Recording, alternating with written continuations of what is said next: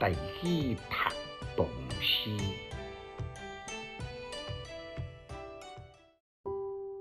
相思，作者王维。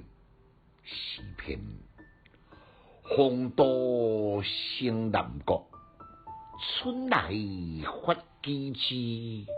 愿君多采擷，此物最相思。简介：这首的修诗，真侪人拢认定是查甫查某爱情甜悽切的诗篇，其实不然。诗题呢，另外有一个别名叫做《江上情》李姑娘。你看了后，你就会当一目了然。这是作者王维写来称颂李姑娘的作品。李姑娘是当代内行驾手可见的人物，伊不但歌声嘹亮，各种的乐器随心应手，谱曲呢堪称一绝。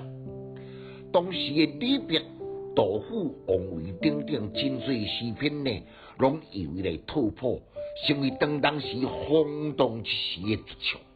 因此呢，也受到唐宪宗非常的恩宠。南国就是南方，南方是红豆的产地，搁再是伊的好朋友所在的所在。起笔真单纯，搁在副形上。第二句春来发几枝，承接自然，驾驭所闻的口气，显得格外的亲切。搁在副情义的词来寄托情思，更加凸显红豆呢是友情赤诚的代表。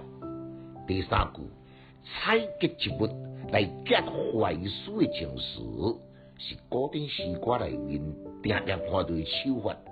愿君多采擷，敢若像伫讲，看起了红豆就想起了咱的一切，暗示远方的朋友都在珍重友谊，语言困急动人，全篇用少年的热情、青春的气息，满腹的情思呢，未经直接的表白，句句不离红豆，将相思之情表达得入木三分。在生活中，最情深的话呢，往往是朴素不华、自然精妙。王维最后用将朴素的语言发挥深厚的思想感情，难怪会当成为千古颂咏的诗句。更值得一提呢，就是伊好朋友李姑娘，也因为安史之乱沦入江南，靠卖唱来为生。最后对唱这首《红豆》当场昏倒不省人事，无偌久呢，也就撒手西归，成为这篇相思遗憾的插曲。读诗的囡仔白学歹，有气质，够有文采，读诗快乐哦。